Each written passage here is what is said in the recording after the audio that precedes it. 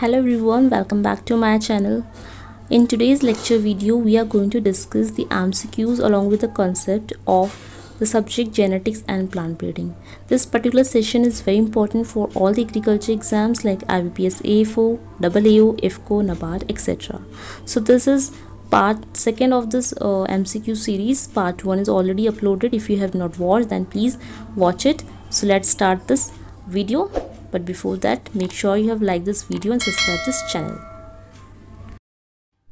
Here, first question is, when both the alleles of a gene are fully expressed in a heterozygote, what is this phenomena called? Options are complete dominance, overdominance, codominance, pseudodominance. The question is, the language is when both alleles of a gene, we all know that gene होता है, gene के अंदर दो sets होते हैं, they are known as alleles. तो जब किसी जीन के अंदर दो एलील्स प्रेजेंट होते हैं, दो एलील प्रेजेंट होंगे और ये दोनों एलील्स क्या करते हैं, फुली एक्सप्रेस होते हैं, they are fully expressed in heterozygote. तो अगर ये किसी भी हेट्रोजाइगोट के अंदर फुली एक्सप्रेस्ड होंगे तो उस कंडीशन को हम क्या बोलते हैं? That condition is known as, उस कंडीशन को हम बोलते हैं that is codominance. Option third is right here. Codominance यहाँ पे हमारा करेक्ट हो जाएगा. इनकम्प्लीट डोमिनेंस नहीं होगा, ओवर डोमिनेंस भी नहीं होगा और स्यूडो डोमिनेंस भी नहीं होगा. It is codominance. को का मतलब होता है बोथ. जब यहाँ पे लिखा है बोथ द एलील्स, तो बोथ का मतलब होता है, बोथ मीन्स को, और दोनों ही फुली एक्सप्रेस हो रहे हैं यानी डोमिनेंस हो रहा है, डोमिनेंस है. तो that is answer is codominance. अब यहाँ पे हम इसको थोड़ा डिटेल में समझते हैं with the help of some examples. दो चीज़ होती है, एक होता है इनकम्प्लीट डोमिनेंस, एक होता है कोडोमिनेंस. इनमें बहुत ज़्यादा कन्फ्यूजन क्रिएट हो जाती है, but we can differentiate between both this term, what is codominance and what is incomplete dominance. तो पहले इनकम्प्लीट डोमिनेंस समझते हैं. तो ये रहा हमारा incomplete dominance. Incomplete dominance means the alleles are blend. Blend का मतलब होता है वो दोनों मिक्स हो जाएंगे, मिक्सड हो जाना, या फिर in between two parents, in between two parents या बोथ द पेरेंट्स. जो दोनों पेरेंट्स की क्वालिटी है उनके बीच में जो मिक्सचर बनेगा दैट इज़ इनकम्प्लीट डोमिनेंस. यहाँ पे एग्जांपल्स के थ्रू आप देख सकते हैं. एक फ्लावर है, यहाँ पे एक फ्लावर होगा रेड फ्लावर, एक होगा वाइट फ्लावर. रेड और वाइट को अगर हम इन जनरल कलर्स को मिक्स करते हैं तो रेड और वाइट को मिक्स करके हल्का सा पिंकिश टिंच मिलता है. तो यहाँ पे आप फिगर में देख सकते हैं ध्यान से, जो फ्लावर का कलर हमको मिला है वो पिंक मिला है. Red flower crossed with white flower gives this pinkish flower, that is incomplete dominance. लेकिन क्वेश्चन था कोडोमिनेंस से. कोडोमिनेंस का मतलब होता है when both alleles are equally expressed और फुली एक्सप्रेस्ड. तो यहाँ पे दोनों ही एलील्स जो हैं वो फुली एक्सप्रेस हो रहे हैं. बोथ का मतलब ही है को, तो कोडोमिनेंस कहलाता है. अगर इस केस में एग्जाम्पल लें फ्लावर कलर का, when we take one parent of red flower and another parents with white color flower, so we get the mixture of these two, यानी रेड और वाइट दोनों ही मिक्सचर हमको सेम मिलेगा आगे offspring में. तो अगर हमारी जो F1 जनरेशन के ऑफस्प्रिंग्स होंगे तो इस तरह के दिखाई देंगे, जिनमें दोनों ही क्वालिटीज़ होंगी. रेड कलर भी इक्वली होगा और वाइट कलर भी इक्वली प्रेजेंट होगा. So this is the example of codominance. यहाँ पे सेकंड फिगर जो है इसमें हम कोडोमिनेंस का क्रॉस देख सकते हैं. जैसे कि हमारा रेड कलर का फ्लावर है, इसका जो जीनोटाइप है that is capital R, it is red in colour. White flower जो है दैट इज़ स्मॉल आर से रिप्रेजेंट करेंगे. तो ये हमारी पेरेंटल जनरेशन है. जब इनका हम क्रॉस कराएंगे वी गेट F1 जनरेशन, और F1 जनरेशन में we see that the both alleles capital R and small R both are equally express. तो देखो यहाँ पे दोनों एक्सप्रेस हुए हैं. इसको अगर हम इसकी गैमेट फॉर्मेशन करें तो यहाँ पे हमको कैपिटल आर इस तरह से फॉर्मेशन मिलेगा और स्मॉल आर का जो फॉर्मेशन है वाइट कलर में वो स्मॉल आर इस तरह से मिलेगा. तो जब F1 जनरेशन के ऑफस्प्रिंग्स फॉर्मेशन होगी तो एक कैपिटल आर और एक स्मॉल आर इस तरह से कंबाइन हो जाएगा. It gives this. तो यहाँ पे रेड और वाइट इक्वली जो है प्रेजेंट है. You can see in this figure, ये जो फ्लावर का कलर है इसमें रेड और वाइट इक्वली प्रेजेंट है. So this is the phenotypic and genotype of F1 generation in codominance cross. अगर इन जनरल इसके एग्जाम्पल्स की बात करते हैं तो सबसे सिंपल एग्जाम्पल जो है अंडरस्टैंड करने के लिए that is human blood group. तो कोडोमिनेंस का सबसे बेस्ट एग्जाम्पल है that is human blood group, humans के जो ब्लड ग्रुप होते हैं डिफरेंट ब्लड ग्रुप होते हैं, लेकिन जो specifically A B blood group होता है, A B blood group of human being, तो जो ए बी ब्लड ग्रुप होता है उसमें एक पेरेंट अगर ए ब्लड ग्रुप का है, सेकंड पेरेंट अगर बी ब्लड ग्रुप का है, तो दोनों के क्रॉस होने के बाद जो F1 जनरेशन के ऑफस्प्रिंग्स होंगे उसमें दोनों ही ब्लड ग्रुप पहुंचते हैं, तो उसका ब्लड ग्रुप होगा ए बी, यानी दोनों ही ए और बी दोनों ही इक्वली एक्सप्रेस्ड हुए हैं, तो that is the example of codominance. अगर हम बात करते हैं प्लांट के पर्पस के हिसाब से, प्लांट पॉइंट ऑफ व्यू के हिसाब से, तो यहाँ पे हमारा जो एग्जाम्पल आएगा, फॉर एग्जाम्पल फ्लावर्स में अगर हम बात करें जैसे बुरांश, तो जो बुरांश का फ्लावर होता है it is a perfect example. बुरांश दैट इज साइंटिफिक नेम है इसका रोडोडेंड्रॉन। ओके, रोडोडेंड्रॉन में वाइट और रेड कलर के फ्लावर दोनों प्रोड्यूस होते हैं। तो यहाँ पे क्या होता है कि एक पेरेंट में रेड फ्लावर है और एक पेरेंट के फ्लावर अगर वाइट हैं, it is represent by small R, तो इन दोनों के जो क्रॉस होंगे उसमें रेड और वाइट दोनों ही कलर शो होते हैं। That is the example of codominance. Now next question number 2 is the factor responsible for the cytoplasmic male sterility in plant are located in the, तो प्लांट्स में जो cytoplasmic male sterility होती है उसका जो important factors हैं वो कहाँ पाए जाते हैं? Options are RNA, nuclear DNA, chloroplast DNA, mitochondria DNA. Okay, तो साइटोप्लाज्मिक मेल स्टेरिलिटी, इसको हम शॉर्ट में CMS बोलते हैं, साइटोप्लाज्मिक मेल स्टेरिलिटी। इसका मतलब क्या होता है? इसका मतलब ये होता है कि जो मेल का रिप्रोडक्टिव पार्ट होता है, अगर हम बात करते हैं केस ऑफ प्लांट्स, तो प्लांट्स के केस में जो मेल रिप्रोडक्टिव पार्ट है दैट इज पोलन ग्रेन्स, जो एंथर में प्रोड्यूस होते हैं। ठीक है, एंथर के अंदर स्मॉल साइज के पोलन ग्रेन प्रोड्यूस होते हैं। They are very important reproductive organ of male in case of plants. तो अगर पोलन ग्रेन्स जो होते हैं फर्टाइल ना रहें, ये स्टेराइल अगर होंगे, स्टेराइल और we can say non functional,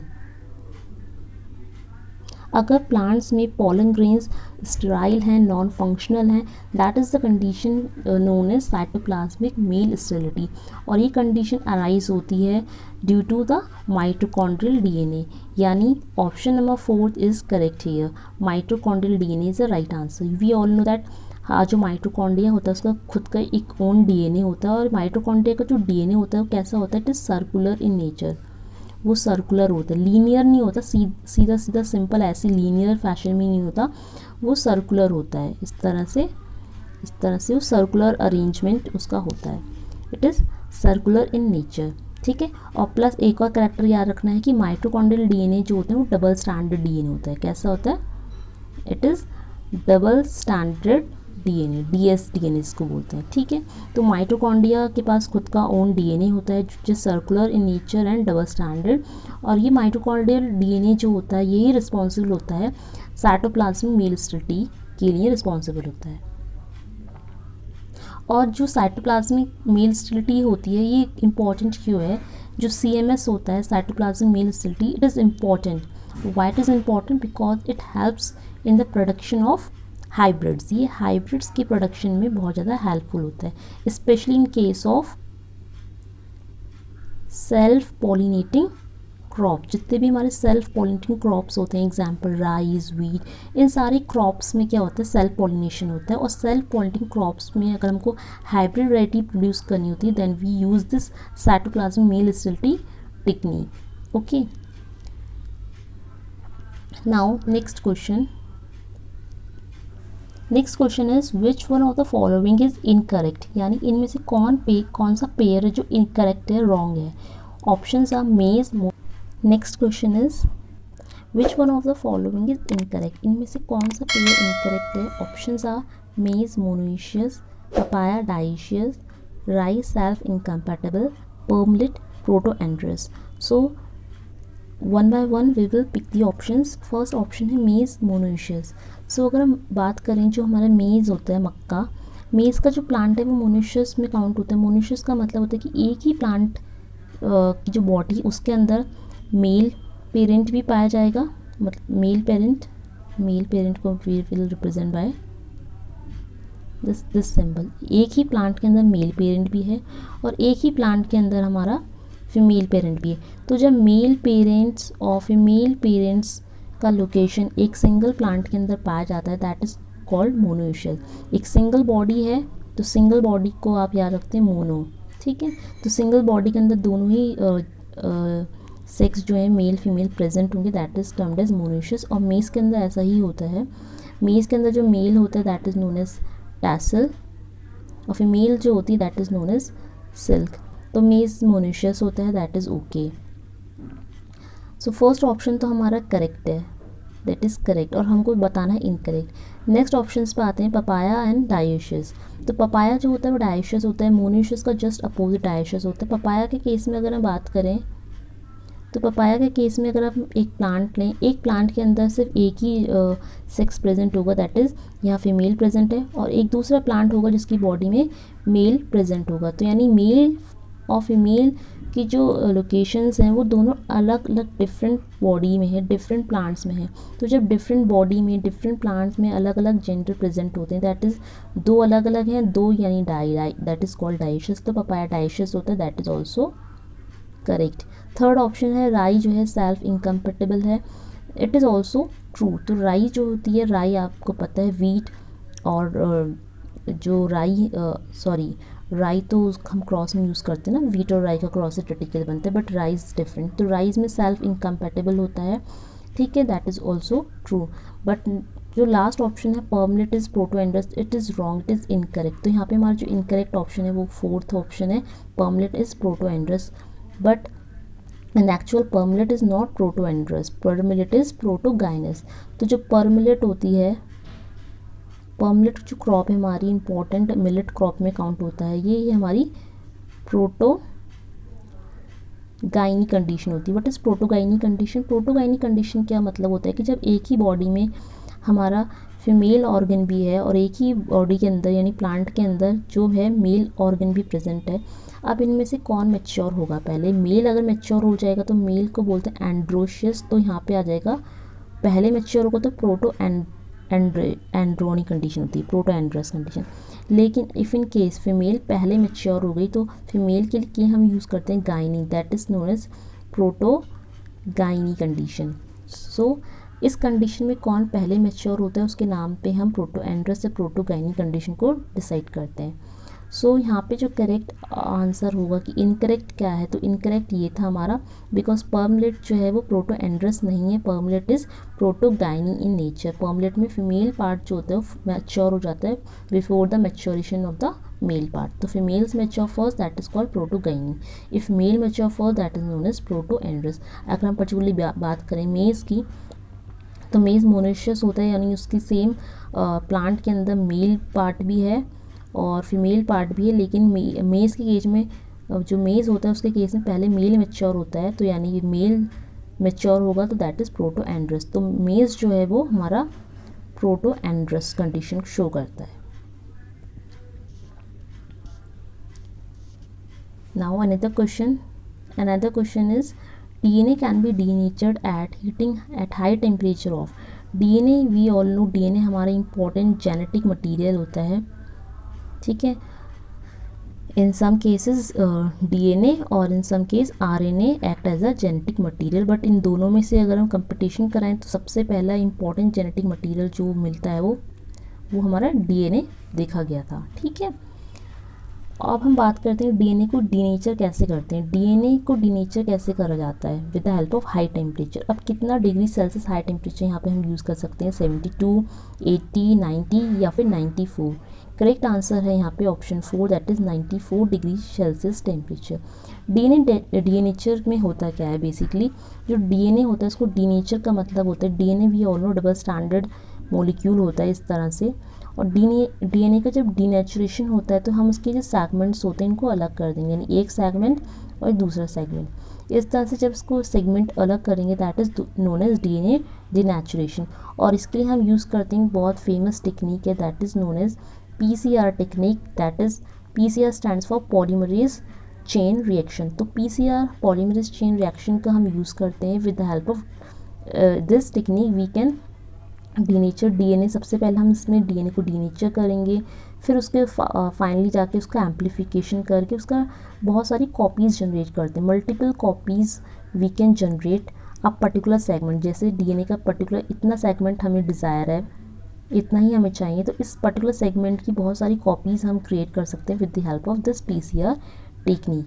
अगर बात करें हम डीएनए की डीनेचुरेशन के लिए, तो डीएनए डीनेचुरेशन करने के लिए बहुत सारे मेथड्स हम यूज़ कर सकते हैं। नंबर 1 मेथड है हाई टेम्परेचर।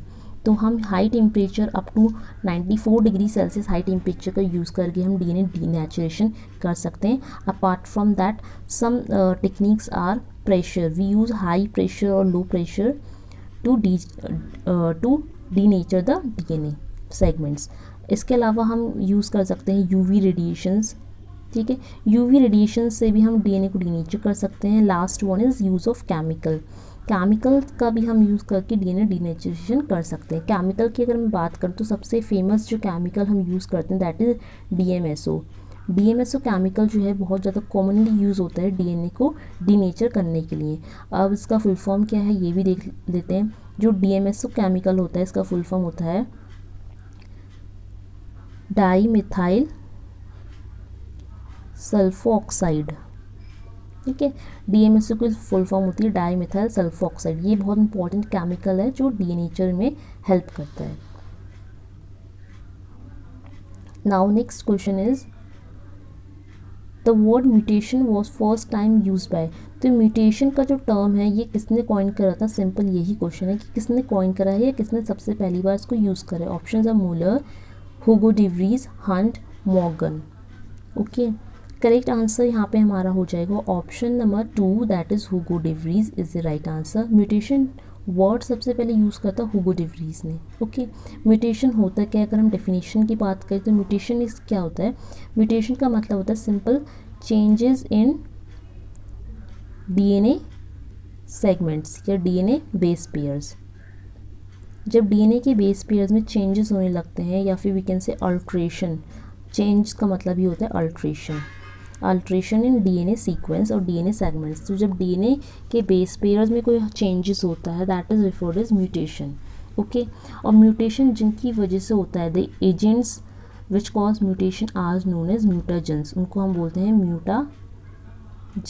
ओके, अब म्यूटेशन भी अलग अलग टाइप्स के होते हैं। समटाइम्स क्या होता है कि डीएनए के जो बेस पेयर्स होते हैं, ये जो डीएनए होता है, जो डीएनए होता है इस तरह से अरेंज्ड होता है, उसमें जो डीएनए के बेस पेयर्स होते हैं, जैसे ये हम बेस पेयर्स होते हैं उसमें ATCG जो करके होता है। ठीक है, अगर ये होते हैं बेस पेयर्स। इसके अलावा इसमें क्या होता है कि डीएनए के अगर बेस पेयर्स में कुछ चेंजेस हो गए, डीएनए के सीक्वेंस में जो अमीनो एसिड्स का सीक्वेंस होता है उसमें कुछ चेंजेस हो गए। ठीक है, sometimes it may be notice that deletion हो जाता है, कोई पर्टिकुलर पेयर जो है डिलीट हो गया या फिर डुप्लीकेट हो जाता है। ठीक है, या फिर इन्वर्जन हो जाता है, उसका इन्वर्जन होना, या फिर नेक्स्ट वन इज़ ट्रांसलोकेशन हो जाता है। तो ये सारी जो कंडीशंस होती हैं ये अल्टीमेटली अराइज करती है म्यूटेशन जैसी कंडीशन को। और म्यूटेशन से क्या होता है, sometimes it can cause some difficult problems. Mutation की वजह से कुछ इंपॉर्टेंट डिसीज़ भी हो सकती हैं, जैसे फॉर एग्जांपल हमारे जो सिकल सेल एनीमिया है, इसमें भी एक तरह का म्यूटेशन देखा गया है कि जो हमारा RBCs का जो साइज़ है, शेप है, वो चेंज हो जाता है सिकल्स की तरह, जिसकी वजह से proper blood supply, oxygen supply नहीं हो पाती। तो म्यूटेशन जो होता है sometimes most of the cases it is harmful for human beings. Next question, colchicine interferes with. Colchicine एक बहुत ही इंपॉर्टेंट केमिकल होता है, ये क्या किससे इंटरफेयर करता है? Options are replication, recombination, formation of spindle fibres and none. तो कॉल्चिसिन के बारे में अगर मैं बात करूं तो कॉल्चिसिन को समझते हैं, ये बहुत इंपॉर्टेंट केमिकल है जो यूज़ होता है बेसिकली क्रोमोसोम डबलिंग के लिए, टू क्रिएट और we can say polyploidy create करने के लिए, पॉलीप्लॉइडी इन प्लांट्स। ठीक है, और we can say polyploidy means chromosome doubling. तो ये कॉल्चिसिन नाम का जो केमिकल है एक तरह की पॉलीप्लॉइडी क्रिएट कर सकता है या फिर क्रोमोसोम का नंबर को डबल कर सकता है। पर ये किसके संग इंटरफेयर करता है? सो ये मेनली इंटरफेयर करता है स्पिंडल फाइबर्स के साथ, the formation of spindle fibres, that is option 3 यहाँ पे हमारा सही हो जाएगा कि जो कॉल्चिसिन है वो स्पिंडल फाइबर्स की फॉर्मेशन के साथ इंटरफेयर करता है। इंटरफेयर्स का मतलब होता है उसकी इनहिबिट करना, स्पिंडल फाइबर्स को इनहिबिट करता है, ठीक है, स्टॉप करता है। अब ये स्पिंडल फाइबर्स को हम थोड़ा डिटेल में समझ लेते हैं कि व्हाट इज एग्जैक्टली हैपन। तो यहाँ पे हमें ध्यान रखना है इस तरह से सेल साइकिल। तो ये जो सेल साइकिल का डायग्राम, इसकी हेल्प से हम समझ लेते हैं कि इस कॉल्चिसिन कैसे वर्क करता है। तो अगर हम देखें जो हमारी जो सेल डिवीज़न होता है, सेल साइकिल होती है, सेल डिवीज़न 2 टाइप्स के होते हैं, माइटोसिस एंड मियोसिस। तो अगर हम बात करें माइटोसिस की, तो माइटोसिस की 4 फेज़ होती हैं, यहाँ पे प्रॉपर मेंशन है। First one is prophase, then metaphase, anaphase and telophase. उसके बाद क्रोमोसोम क्या होता है, सेल डबल हो जाता है एंड साइटोकाइनेसिस हो जाती है, ठीक है। साइटोप्लाज्म डिफ्रेंशिएट होता है, साइटोप्लाज्म डिस्ट्रीब्यूट होगा, तो दैट इज़ कॉल्ड साइटोकाइनेसिस। तो यहाँ पे हमें कॉल्चिसिन का क्या वर्क होता है उसको समझना है। तो कॉल्चिसिन, अगर सपोज़ हम किसी लैब में एक पर्टिकुलर हमने सेल लिया है, इस सेल पे हमने कॉल्चिसिन का ट्रीटमेंट दिया है, ठीक है। हमने क्या करा, एक सेल लिया है, वी पिक अ सेल, कोई भी हो सकता है, एनिमल सेल या प्लांट सेल, कुछ भी हो सकता है, उसमें हमने कॉल्चिसिन ट्रीटमेंट दिया है। कॉल्चिसिन एक ड्रग होता है, दवाई होती है, केमिकल, उसको हमने ट्रीटमेंट दिया। तो जब हम इस सेल को माइक्रोस्कोप में ऑब्जर्व करेंगे तो होता क्या है कि इस सेल के अंदर ये वाली कंडीशन नहीं आ पाती, एनाफेज वाली कंडीशन नहीं आ पाती है। एनाफेज में क्या होता है कि जो कॉल्चिसिन का मेन काम क्या होता है कि स्पिंडल फाइबर्स को रोक देगा। स्पिंडल फाइबर्स क्या करते हैं, सपोज ये जो सेल होता है और ये जो क्रोमोसोम बने हैं, तो स्पिंडल फाइबर्स क्या करता है, इस तरह से ये स्पिंडल फाइबर्स हैं। अब ये स्पिंडल फाइबर्स क्रोमोसोम को इस तरह से पुल करेंगे, ये वाला इस जो स्पिंडल फाइबर इस वाले क्रोमोसोम को इस डायरेक्शन में पुल करेगा, और ये जो स्पिंडल फाइबर है ये इस वाले क्रोमोसोम को इस डायरेक्शन में पुल करेगा, ठीक है। तो क्रोमोसोम्स क्या होंगे, अलग अलग डायरेक्शन में मूव करेंगे। तो अल्टीमेटली क्रोमोसोम में क्या होगा कि ये वाला स्पिंडल फाइबर इस क्रोमोसोम को इधर इस डायरेक्शन में ले आएगा, और दूसरा वाला क्रोमोसोम जो है वो स्पिंडल फाइबर के से अलग डायरेक्शन में चला जाएगा। बाद में जाके हमारा जो ये साइटोप्लाज्म वो डिवाइड होकर इस तरह से अलग अलग सेल में क्रोमोसोम पहुंच जाएगा। तो अल्टीमेटली ये स्पिंडल फाइबर ही जो होते हैं जो क्रोमोसोम्स को अपनी तरफ एक डायरेक्शन में पुल आउट करते हैं। तो अगर स्पिंडल फाइबर ये काम नहीं कर पाएंगे, ठीक है, तो क्रोमोसोम क्या होगा, वहीं पे रहेगा और बाद में आके क्रोमोसोम डबल हो जाते हैं। तो ये सब जो होता है पॉसिबल बिकॉज ऑफ कॉल्चिसिन, ठीक है। तो कॉल्चिसिन की वजह से ये सब पॉसिबल हो पाता है।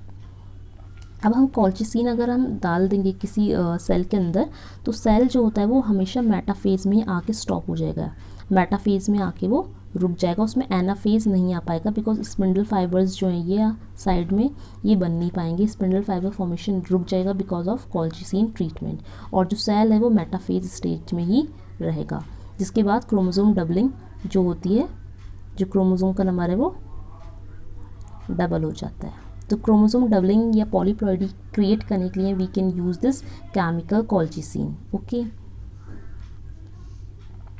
नेक्स्ट क्वेश्चन है हमारा, first hybrid in arhar in India develop through genetic male sterility is. तो भारत में सबसे पहली बार जो अरहर दाल होती है उसकी फर्स्ट हाइब्रिड जो वैरायटी डेवलप्ड हुई है with the help of genetic male sterility, वो कौन सी वैरायटी है, वैरायटी का नाम क्या है, and here these are your options, okay. First variety जो रिलीज़ हुई है सबसे पहले अरहर में, अरहर का मतलब होता है पीजन पी, ओके। ये इम्पॉर्टेंट पल्स क्रॉप है हमारी, अरहर is our important pulse crop, important after chickpea. सबसे इम्पॉर्टेंट इंडिया में नंबर 1 है चिकपी, आफ्टर दैट अरहर, जिसको हम पीजन पी भी बोलते हैं, इम्पॉर्टेंट लेग्यूमिनस क्रॉप है पीजन पी। और इसकी जो सबसे पहली हाइब्रिड वैरायटी डेवलप्ड हुई है वो इन चारों में से कोई ऑप्शन है, और वो डेवलप किसने करी है, I give you some fact, वो डेवलप्ड हुई है इक्रीसेट के द्वारा। इक्रीसेट का मतलब इसकी फुल फॉर्म क्या होता है कि इंपॉर्टेंट इंस्टीट्यूट है, इसका याद रखना, international crop research centre institute जो है एसिड इंपॉर्टेंट है सेमी एरिड ट्रॉपिक्स, ठीक है। तो सेमी एरिड ट्रॉपिक्स ये है हमारा हैदराबाद में, ठीक है। तो ये इक्रिसेट जो है हैदराबाद में है इसकी लोकेशन, और इक्रिसेट ने वो वैरायटी डेवलप करी जो अरहर की फर्स्ट हाइब्रिड वैरायटी है, और वो कौन सी है, दैट इज ICPH8। ICPH8 तो कहाँ पर है हमारा ICPH8, this is here option 2। तो यहाँ पे हमारा करेक्ट आंसर ऑप्शन 2 हो जाएगा, ICPH8। ठीक है। तो अरहर की जो फर्स्ट वैरायटी है ICPH8 है, इस वैरायटी को इक्री सेट हैदराबाद ने जो है डेवलप करा था। ठीक है। नाउ नेक्स्ट क्वेश्चन है, bulbosum technique is use in barley for the production of. तो बल्बोसम टेक्निक बार्ले में हम यूज़ करते हैं, किसके लिए यूज़ करते हैं, for the production of options are hybrids, haploid, monoploid, trisomics. ठीक है। अब बल्बोसम टेक्निक में होता क्या है, सबसे पहले तो आपको पता होगा बार्ले क्या होता है। बार्ले का अगर साइंटिफिक नेम आपको पता होगा तो आप ध्यान रखना, बार्ले का साइंटिफिक नेम होता है हॉर्डियम वुल्गेर। ठीक है। Hordeum vulgare is the scientific name of barley. इसका क्रोमोसोम आपको पता है 2n, ये जो है डिप्लॉइड क्रोमोसोम होता है इसका, 2n = 2x = 14, ये होता है हमारा हॉर्डियम वुल्गेर। इसके अगर हमको प्रोडक्शन करने होते हैं हैप्लॉइड्स। ठीक है। अगर हम हॉर्डियम वुल्गेर का हैप्लॉइड प्रोडक्शन करना चाहते हैं तो हमें यूज़ करनी होती है बल्बोसम टेक्निक। बल्बोसम टेक्निक में हम यूज़ करते हैं बल्बोसम का, इसको हम क्रॉस करेंगे। बल्बोसम एक तरह की बार्ली की ही स्पीशीज़ है, ये एक तरह की we can say wild species है, बार्ली की वाइल्ड स्पीशीज़। इसका साइंटिफिक नेम होता है हॉर्डियम बल्बोसम। ओके। तो जब हम हॉर्डियम वुल्गेर को हॉर्डियम बल्बोसम के संग क्रॉस करेंगे, और हॉर्डियम वुल्गेर जो होता है वो 14 क्रोमोसोम होता है, और जो बल्बोसम होता है वो भी 2n = 2x = 14 है, दोनों ही हमारे डिप्लॉइड हैं 14। तो जब हम इनका क्रॉस करेंगे so we get a hybrid, तो हमको एक हाइब्रिड मिलेगा।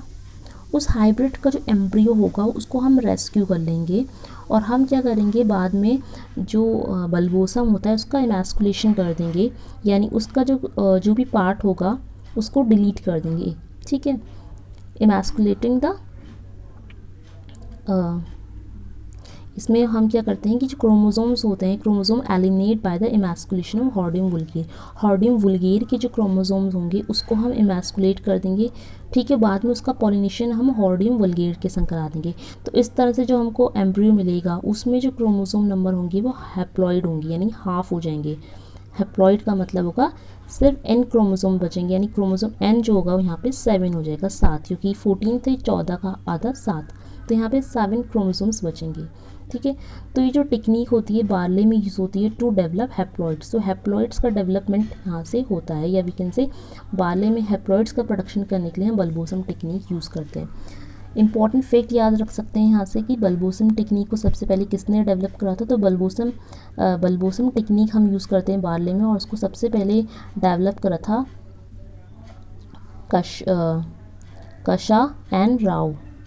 कशा एंड काउ ने इन द ईयर 1970 में ये टेक्निक को डेवलप करा था for the production of haploids in case of barley. Now next question है, sum total of deleterious gene present in species is known as.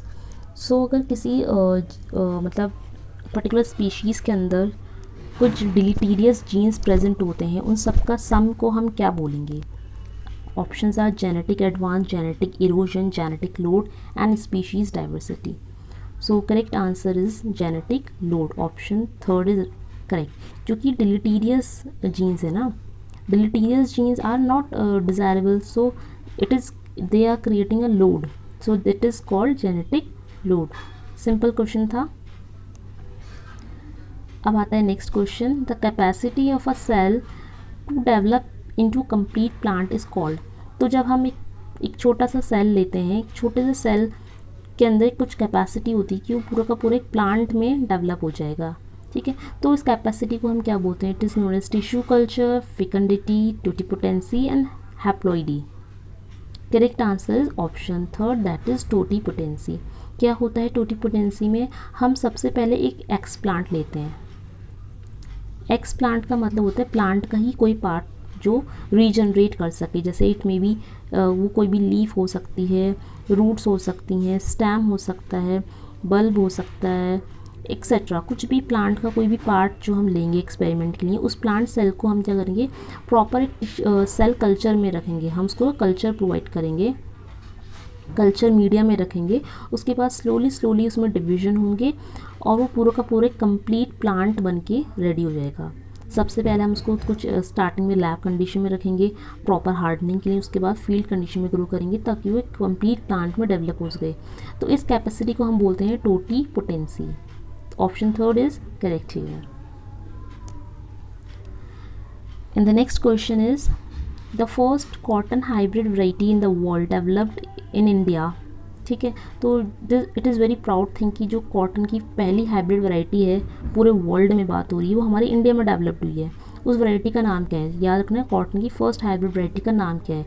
These are your options H4, Varalakshmi, Sugna and none. यहाँ पे जो हमारा correct answer होगा कि cotton की पहली hybrid variety जो इंडिया में डेवलप्ड हुई उसका नाम है H4।